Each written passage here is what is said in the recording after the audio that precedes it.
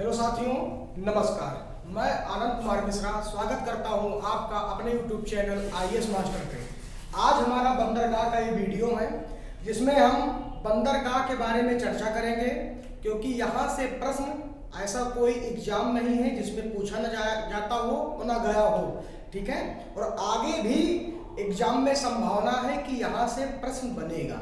तो बंदरगाह के क्रम में हम सबसे पहले तीन चीज देखेंगे कि एक तो होता है पोर्ट। ये क्या होता है? कभी कभी कुछ लोग बोल देते हैं हार्बर, और कभी कभी कुछ लोग बोल देते हैं डॉकयार्ड। पहले इन तीन चीजों में अंतर समझ लो, और ये बहुत इंपॉर्टेंट चीज है कि बंदरगाह क्या है, हार्बर क्या होते हैं और डॉकयार्ड क्या होते हैं। लेकिन व्यक्ति जो है वो तीनों चीज जब जो मन पाता वो बोल देता है। जहां पर जहाज रुकते हो, एक तरीके से आप समझ लो जहाज की पार्किंग। जहां पर जहाज को रोका जाता हो सामान उतरने से पहले, उसे बोलते हैं हार्बर। एक तरीके से समझ सकते हो जहाज पार्किंग वाला स्थान क्या कहलाएगा? जहाज पार्किंग वाला स्थान। जहाज पार्किंग वाला स्थान क्या कहलाएगा आपका? ये कहलाएगा हार्बर। फिर आपका है डॉकयार्ड। डॉकयार्ड क्या होते हैं? जहां पर जहाज की मरम्मत की जाती है। जहां पर जहाज की मरम्मत की जाती है। जहाज की क्या की जाती है? मरम्मत। मरम्मत का मतलब होता है जहां पर जहाज को रिपेयर किया जाता हो, उसे बोलते हैं डॉकयार्ड। और एक होता है बंदरगाह, जिसे बोलते हैं पोर्ट। जहां पर जहाज आकर रुकते हैं, जहां पर जहाज आकर रुकते हैं उसे बोलते हैं बंदरगाह। जैसे बस स्टेशन पे बस आकर रुकते हैं तो वो हो गया बस स्टेशन। रेलवे स्टेशन पर ट्रेन आकर रुकती है तो वो हो गए हैं आपकी क्या? Railway station. तो जहां पर जहाज आकर रुकते हैं, अपना सामान उतरवाते हैं, वो क्या कहलाता है? पोर्ट। जहां पर जहाज की पार्किंग होती है, जहां पर जहाज को लाइन से खड़ा किया जाता है, वो होता है हार्बर। और जहां पर जहाज की रिपेयरिंग की जाती है खराब हो जाए तो उसे बोलते हैं डॉकयार्ड। उसे क्या बोलते हैं? डॉकयार्ड। तो ये तीन पॉइंट आप इसको अच्छे तरीके से तैयार कर लीजिएगा, काफी इंपॉर्टेंट है। इंडिया में अगर देखा जाए तो वर्तमान में 13 प्रमुख बंदरगाह हैं। 13 प्रमुख क्या है? बंदरगाह हैं। 2020 में 13वां प्रमुख बंदरगाह बना, जिसका नाम है बधावन। क्या नाम है? बधावन। और ये बधावन पड़ता कहां पे है? तो ये पड़ता है दहानू। ये दहानू कहां है? तो दहानू है महाराष्ट्र में।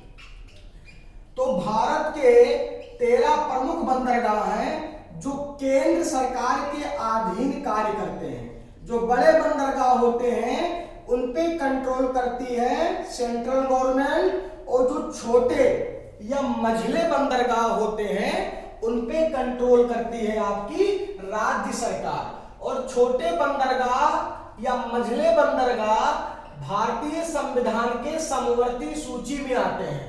समवर्ती सूची में इनको जगह दिया गया है। तो ये वाला पॉइंट इसको अच्छे तरीके से याद कर लीजिएगा, और कभी कंफ्यूजन में मत रहिएगा कि पोर्ट क्या है, हार्बर क्या है और डॉकयार्ड क्या है। तो डॉकयार्ड वो है जहां पर जहाज की मरम्मत की जाए।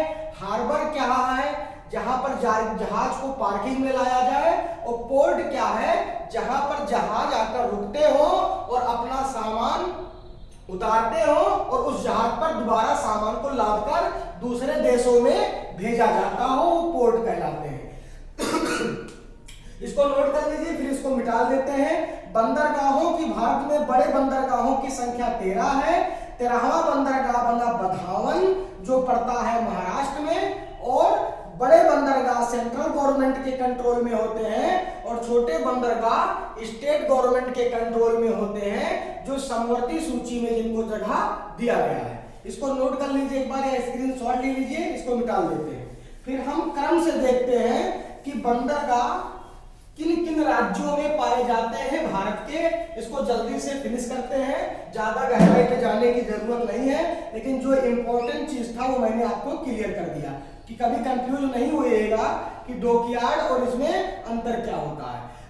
ये वाला पूरा एरिया, ये वाला, इसको बोलते हैं ईस्ट और इसको बोलते हैं वेस्ट, जिसको बोलते हैं हिंदी में पश्चिम। भारत के पश्चिम में एक सागर है जिसको बोलते हैं अरबियन सी, अरब सागर, और पूर्व में एक खाड़ी है जिसको बोलते हैं बंगाल की खाड़ी, बे ऑफ बंगाल, बंगाल की खाड़ी। और आपका साउथ में है इंडियन ओशियन, मतलब हिंद महासागर, हिंद महासागर। तो बंदरगाह वही पाए जाएंगे जिस राज्य की सीमा या तो किसी सागर से टच होती हो, या किसी महासागर से टच होती हो, या किसी खाड़ी से। क्योंकि जिस प्रकार बस रोड पे चलता है, रेलगाड़ी पटरी पे चलती है, उसी प्रकार जहाज भी पानी में चलते हैं। वो सड़क पर नहीं चल पाएंगे और रेलवे स्टेशन पर नहीं चल पाएंगे। तो जहाज को चलने के लिए पानी चाहिए, और पानी केवल समुद्रों में, सागरों में सबसे ज्यादा मात्रा में पाया जाता है। ये नहीं कि तालाब में तुम जहाज को उतार दोगे, चलेगा, लेकिन कब फंस जाए कोई पता नहीं है, क्योंकि जहाज फंसते भी हैं, ठीक है। और एक चीज यहां पर याद कर लीजिएगा, डॉकयार्ड दो हैं, डॉकयार्ड आपके दो हैं, इसको ये बड़ा इंपॉर्टेंट है। डॉकयार्ड आपके दो हैं, एक आपका है वेट और एक आपका है ड्राई। ये बड़ा इंपॉर्टेंट है, कॉन्सेप्ट क्लियर कर लेना। एक आपका है वेट और एक आपका है ड्राई। अब जैसे मान लो कि ईरान से कोई जहाज आ रहा है और रास्ते में वो खराब हो गया। मान लीजिए ईरान से कोई जहाज आ रहा है और रास्ते में वो खराब हो गया, तो अब तो वही वो फंसा रहेगा ना? नहीं, तुरंत यहां से मैकेनिक जाएंगे।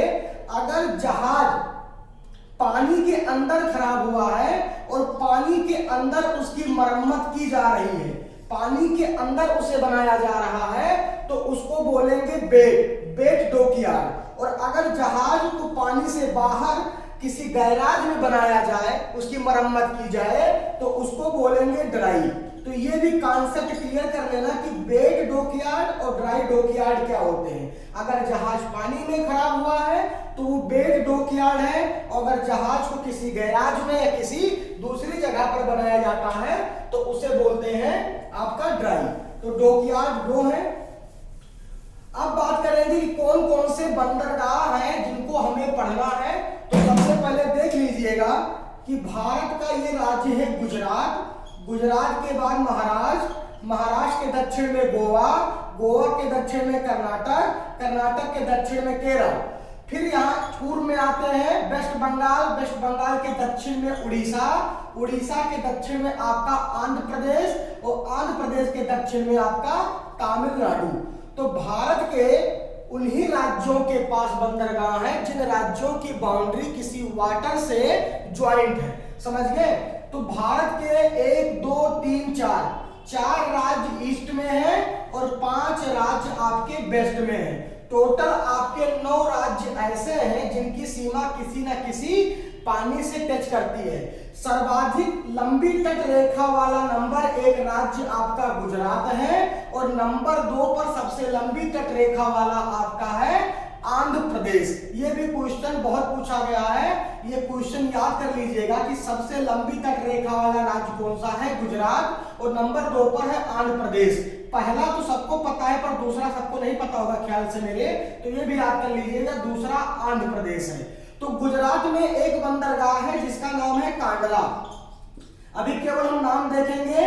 मुंबई में आपके 2 बंदरगाह हैं, एक आपका तो खुद मुंबई है और दूसरा आपका है नहावा सोवा, नहावा सोवा, दूसरा आपका है नहावा सोवा, ठीक है। और गोवा में आपका एक बंदरगाह है जिसको हम बोलते हैं मार्मुगाओ। क्या बोलते हैं? मार्मुगाओ। मार्मुगाओ बंदरगाह गोवा में है। कर्नाटक में आपका एक बंदरगाह है जिसका नाम है न्यू मंगलोर। क्या नाम है? न्यू मंगलोर। उसके बाद केरला में आपका एक बंदरगाह है जिसका नाम है कोचीन। क्या नाम है? कोचीन। तो पश्चिम के आपके पोर्ट क्लियर हो गए। अब हम आते हैं ईस्ट की ओर। हम ईस्ट में आएंगे तो तमिलनाडु में हमें 3 बंदरगाह मिलेंगे। एक सबसे प्रमुख मिलेगा जिसका नाम है चेन्नई, दूसरा मिलेगा हमें तूतीकोरिन और तीसरा हमें देखने को मिलेगा एन्नौर। ये 3 बंदरगाह तमिलनाडु में है। आंध्र प्रदेश में एक बंदरगाह है विशाखापत्तनम, ये भी याद कर लीजिएगा आप लोग। उड़ीसा में एक बंदरगाह है जिसका नाम है पारादीप, जो भारत का वर्तमान में सबसे गहरा बंदरगाह है। इससे पहला आयोग विशाखापत्तनम को मानती थी कि ये भारत का सबसे गहरा बंदरगाह है, लेकिन एक बार परीक्षा में यूपीपीएससी के आयोग ने पारादीप को आंसर माना था। उड़ीसा में भी आपके 2 बंदरगाह हैं, पश्चिम बंगाल में भी आपके 2 बंदरगाह हैं। एक आपका है कोलकाता और एक आपका है हल्दिया। जिस प्रकार मुंबई बंदरगाह के लोड को कम करने के लिए नहावा सोवा बनाया गया था, उसी प्रकार कोलकाता बंदरगाह के लोड को कम करने के लिए हल्दिया बनाया गया। उसी प्रकार एक और याद कर लेना कि कांडला जो गुजरात में है, इस बंदरगाह के लोड को कम करने के लिए वाडीनारा बंदरगाह बनाया जा रहा है। इसको बनाया जा रहा है कांडला बंदरगाह के लोड को कम करने के लिए। तो भारत के कुछ प्रमुख बंदरगाहों को मैंने आपको बताया, जिसमें सबसे बड़ा बंदरगाह है मुंबई। कौन सा है? मुंबई। सबसे पुराना बंदरगाह है चेन्नई। कौन सा है? चेन्नई। सबसे गहरा बंदरगाह का कौन सा है? तो आप बोलोगे पारादीप। कौन सा है? पारादीप। इससे पहले आपका था विशाखापत्तनम, और जो ये आपका कांडला बंदरगाह है, इसका नाम चेंज हो गया है, अब पंडित दीनदयाल उपाध्याय कर दिया गया है। पंडित दीनदयाल उपाध्याय बंदरगाह कर दिया गया है। उसी प्रकार कोलकाता बंदरगाह का नाम चेंज कर दिया गया है, श्यामा प्रसाद मुखर्जी कोलकाता बंदरगाह कर दिया गया है। ठीक है, श्यामा प्रसाद मुखर्जी कोलकाता बंदरगाह कर दिया गया है। और जो आपका ये मुंबई बंदरगाह है, ये एक नेचुरल पोर्ट है, मतलब इसे प्रकृति ने हमें उपहार में दिया था। लेकिन चेन्नई एक कृत्रिम बंदरगाह है जिसे मानव द्वारा निर्मित किया गया है। आर्टिफिशियल और नेचुरल में इतना ही डिफरेंट होता है कि आर्टिफिशियल हमें गिफ्ट मिलता है नेचर द्वारा, और जो आपका नेचुरल जो होता है वो हमें गिफ्ट मिलता है, और आर्टिफिशियल जो होता है उसे ह्यूमन द्वारा बनाया जाता है, मानव द्वारा निर्मित किया जाता है।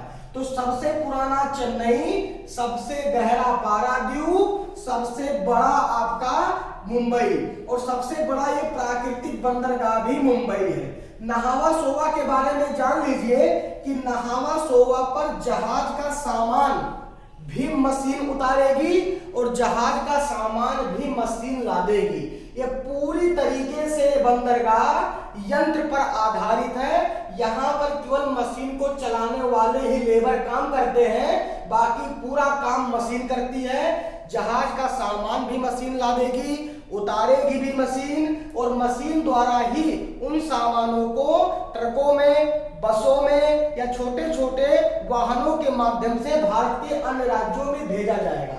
तो ये बहुत नॉर्मल सा वीडियो था आपका एसएससी और समीक्षा अधिकारी के लेवल का, जिसको मैंने बहुत ही कम समय में आपको बताने की कोशिश की है। अगर आपको ये वीडियो पसंद आता हो तो हमारे चैनल को लाइक, शेयर और सब्सक्राइब करना बिल्कुल मत भूलें। धन्यवाद।